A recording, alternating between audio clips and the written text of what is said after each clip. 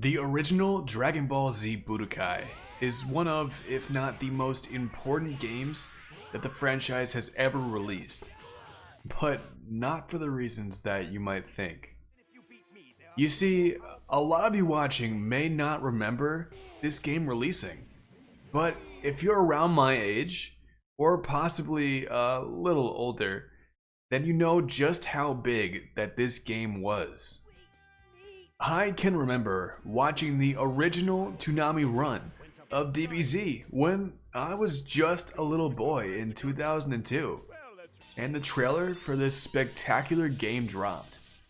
My eyes lit up with excitement because prior to this, at least in North America, all we had was the recently released Legacy of Goku and, well, a PS1 game that must not be named at this time.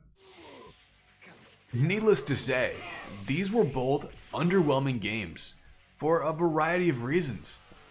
But this was what every DBZ fan had dreamed of.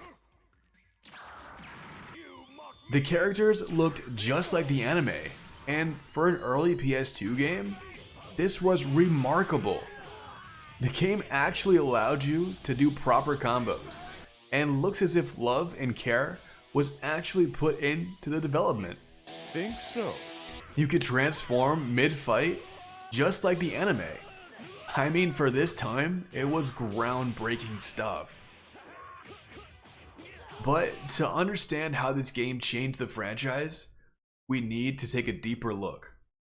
And while we're at it, what made this game not so good when compared to later entries in the series? Let's find out. Before we get into the story and the gameplay, we need to talk about the intro. Rock the Dragon is an absolute banger. As a longtime DBZ fan, it hits you right in the feels with that classic after-school Toonami vibe. Dang, I really do miss this theme song. I'm also so glad they went with this instead of Chala, Hey Chala. It's just so much cooler in my opinion. Nothing against that song though. When looking at the available modes, especially for this time, it blew me away. There is a total of 7 modes, one for every Dragon Ball. I absolutely love this, as it was and still is an incredible amount of replay value. In my opinion, this set the blueprint for future Dragon Ball games to come, especially within this decade. Of course, the modes include story, which, in this case, takes place between the Raditz and Cell Saga, for a rather underwhelming runtime, at least on the first playthrough. Next you have Duel Mode, where you can choose to battle a friend or the computer, at whichever difficulty you choose. This is also where all the stages you've unlocked are accessible. Ladies and gentlemen, thank you for coming. Third, a mode loved and missed by oh so many, World Tournament Mode.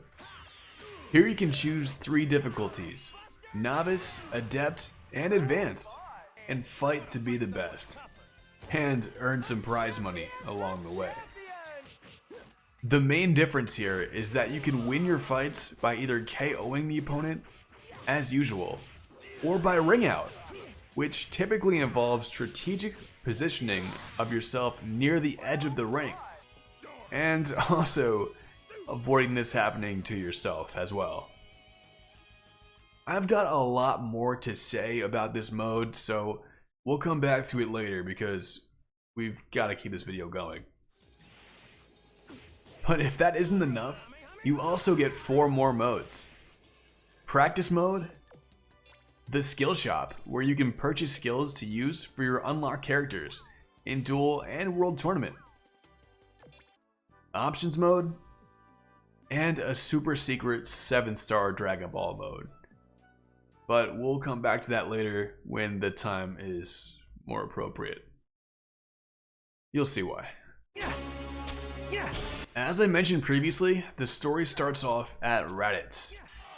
This is probably where they got the idea to almost completely omit the OG Dragon Ball from the game's storyline, as nearly every Dragon Ball game that follows this started at this very same fight.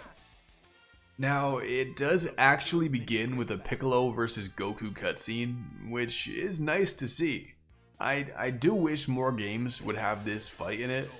At least, in my opinion, this is where the DBZ style fight started, although it is considered OG Dragon Ball still. But I do understand, this is where the story took a turn and becomes more action oriented.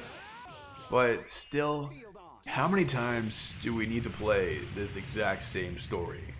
I mean, it's in basically every single game besides Xenoverse, which is still kind of this story. While dated for today's standard, the cutscenes are also exceptionally well made for their time. There's also episode cards for every level, and even next episode previews when you finish one of the 3 arcs in the game. I love this, and it helped induce those feelings of late night Toonami nostalgia. It certainly feels like they're trying to tell the story, at least much more so than some future games that are just fight after fight, but still, putting myself in the shoes of a first time DBZ viewer, I would have absolutely no clue what's going on.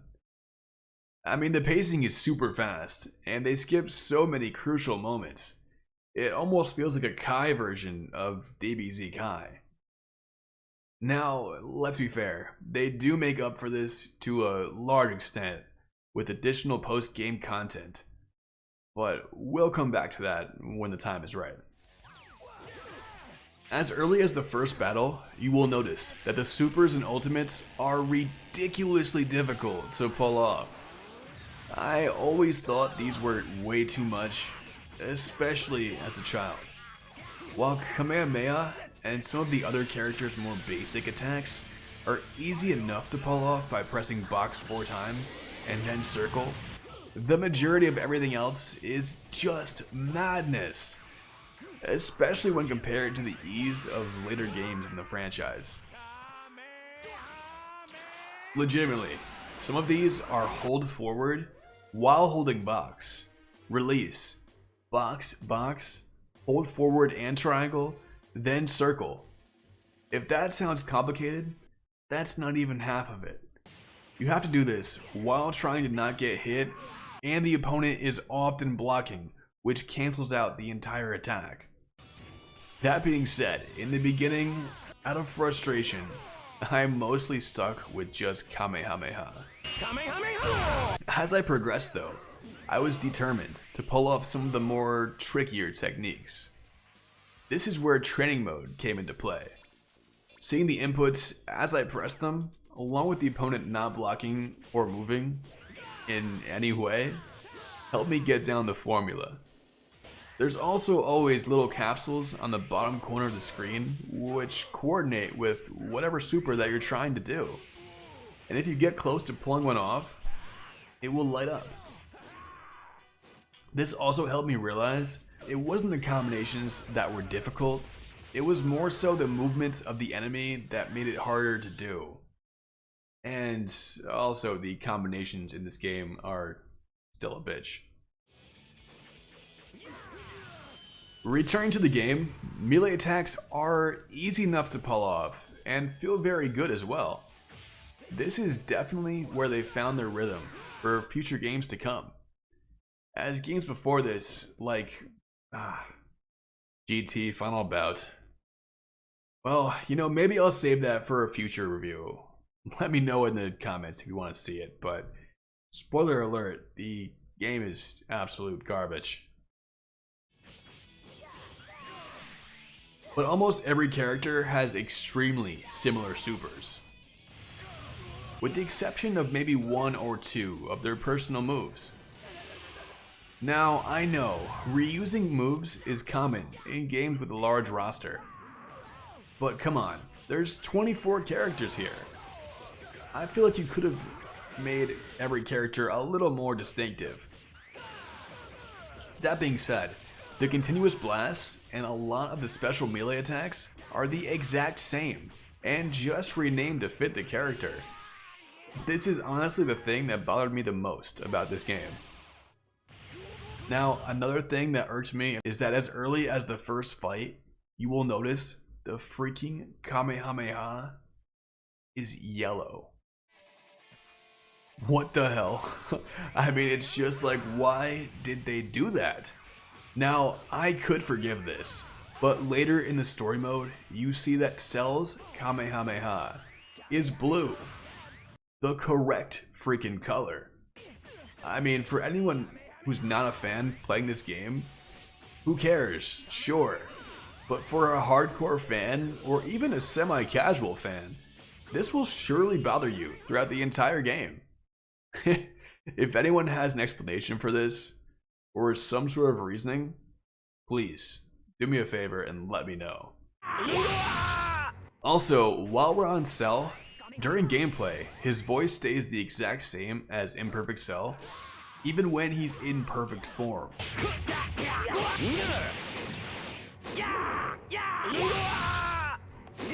This is even more of a mind screw when you notice the cutscenes have the correct voice for him. That's why Dad wanted me to fight you. That is a very nice monologue. But you don't expect me to be scared after all. You are only a child, and just maybe your little speech has inspired me to anger you. Meaning there was legit no reason for this, besides, I don't know. I guess you can call it laziness, but I mean, it couldn't be that hard to add a few extra grunts and yells in a different tone. I just fail to understand. Anyway, playing through story mode more, you come to realize fairly quickly that it's extremely rare to play as any character besides Goku. There's a fight with Gohan early on, sure, and then a couple fights with Piccolo in the Cell arc, and of course, you have to have the big finale, SS2 Gohan versus Cell. But I'm pretty sure that's it for the main story. The rest is strictly Goku. This again causes a lot of crucial missed moments in the series.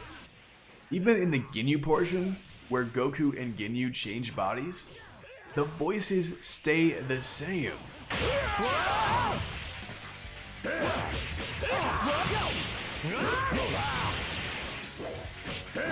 They couldn't even properly give Ginyu Goku's voice for the battle. I mean, how hard could that have been to do? And also, side note, in my opinion, it would have made a lot more sense to have Vegeta, or even Gohan and Krillin, fight in this battle. Now, to the game's defense, they do correct a lot of this in post-game story content. But even then, they only really use Piccolo for the Saiyan arc, and then Vegeta for Frieza and Cell arcs, meaning there's still about 20 or 21 characters that are almost completely unused in the game's story. But I do have to say, I really freaking love playing as Super Vegeta in this game. His hair just looks dope to me, and also, it's a form that I feel served enough purpose that it's deserving of being playable transformation in a lot more modern DBZ games. Continuing on with the post-game story mode, you notice the levels you previously played and new ones will now open up, allowing you to replay any previous mission of your choosing, and also allowing you to see where these new ones fit in with the story. The coolest feature of this is that there will also be one what-if story for each of the 3 arcs, which is from the main villain of the arc's perspective. Come on! Get down here, Baldy! It was really cool that they allowed us to do this. I always love when games give us what-if and alternate scenarios. For Vegeta and Frieza, the stories are basically, in a nutshell, what if Vegeta and what if Frieza won their respective battles against Goku and the Z Warriors. The first even ending with Vegeta turning Super Saiyan in the Saiyan arc, and the second ending with Frieza finally gaining immortality. While these seem like dreamlike scenarios for those characters, for Cell's, it's more of a nightmare. Literally. This has to be the funniest thing a Dragon Ball game has ever done. Cell legit absorbs Krillin by accident, causing him to mutate and downgrade into basically a weaker Cell Jr. As hilarious as that is, the level ends with Cell fighting Yamcha, of all people, which is actually fairly difficult. Props to Yamcha here. Then getting tri-beamed to death by Tien, only to wake up and the whole sequence was just a nightmare. I do again love this because it really could be canon. I mean, who's to say that Cell didn't have a nightmare within those 10 days? Entirely plausible. Now, as usual, I don't want to spend too much time on the story because, I mean, you guys probably already know it if you're watching this video. So let's just go over what I thought was the worst and maybe the hardest level in the game. And no, it's not the special beam cannon segment, although that is a close runner-up. But for worst, it has to be the Vegeta training level. You know the one. More specifically, the burst mode segment. I'm not sure if it's just me, but I hate pulling these off. Something about timing them and then burning off the skin on the palm of my hand just to win this fight, I mean, it doesn't really seem fun for me at all. The fight after kinda sucks too. I mean, you only get one health bar to finish off Vegeta, who is not gonna take it easy on you. So if you're playing in hard mode or anything above that, it's gonna be a really tough fight. Speaking of which, the hardest level is absolutely Gohan versus Cell. Super Saiyan 2 versus Super Perfect. I almost put Frieza versus Goku for this, because that level does suck as well, but when I thought about it, this level took me forever to beat. This man kicked my ass so many damn times though, only for me to finally win in what seemed like a stroke of luck, and then having my damn game freeze right before it saved. So I had to play all over again. You also start on just enough ki to be in Super Saiyan 2, so most of the time within seconds of the game starting, if it hits you even once, you're back to SS1 or even base form. That really, really can be stressful. Which, oh yeah, that reminds me. Transformations. Well, of course, as you guys know, it's a Dragon Ball game, so you can transform into multiple forms per character. This game is where the formula for transformations began, that they will use for years and years to come. If it ain't broke, don't fix it. I mean, it works. But if you don't know, basically you charge up to a certain amount of ki bars to transform. If the character has, or has unlocked at this point in the game, multiple forms, then you will transform to whatever form is set for that amount of ki bars. What's interesting about this game in specific though, is that almost every character, and note, almost an asterisk, because not every single one, but almost every character has a transformation. That being unlocked potential for Krillin, or in Hercule's case, high tension, whatever that is. Giving Hercule a transformation is weird in itself, but giving Hercule his own mode, however, that's a different story. To unlock this hidden 7-star mode, you will have to compete in the World Tournament and beat both the Novice and Adept difficulties. Not only does each difficulty increase here, but each rank you go up will increase the amount of fighters and the amount of fights that you will have to go through to win. For frame of reference, Novice has 3 fights, Adept has 4, and Advanced has 5. Also, Advanced has this weird mechanic where one random fighter skips like 2 or 3 battles. Like, how is that fair in any way? Each increasing difficulty will grant you more and more prize money, which you can use in the skill shop to unlock a variety of things, including supers, items that increase your stats, and also special things like the Legend of Hercule. This mode is silly but really fun. You basically play as Hercule, who is surprisingly powerful, and you fight through all the Z Warriors one by one to get to the big man himself, Cell. Hercule will also have some hilarious one-liners and speeches in between the fights to keep you laughing and to keep the game lighthearted. What? Already? The biggest drawback here is that if you do die, you start all the way over from the beginning, which there's about 10 to 12 fights, so you have to play very strategically, especially in the second half where the fights get quite a bit more challenging. There also is no unlockables here for winning, at least as far as I'm aware. Like, in the story mode, you unlock characters and many items from just completing levels. I was kind of expecting some sort of reward for finishing Legend of Hercule on Adept, but I guess Hercule's rants were enough compensation for me. That was a wimp. You two sick bald turkeys. I'll deal with you both at once. While you might think it's over there, and for many it probably would be, there's still one more unlockable that we have yet to cover. Great Saiyaman. Now, the inclusion of this character is quite odd to me. I mean, the story doesn't go past Cell, so why do we have a Majin Buu Saga character in the game? But well, he's there.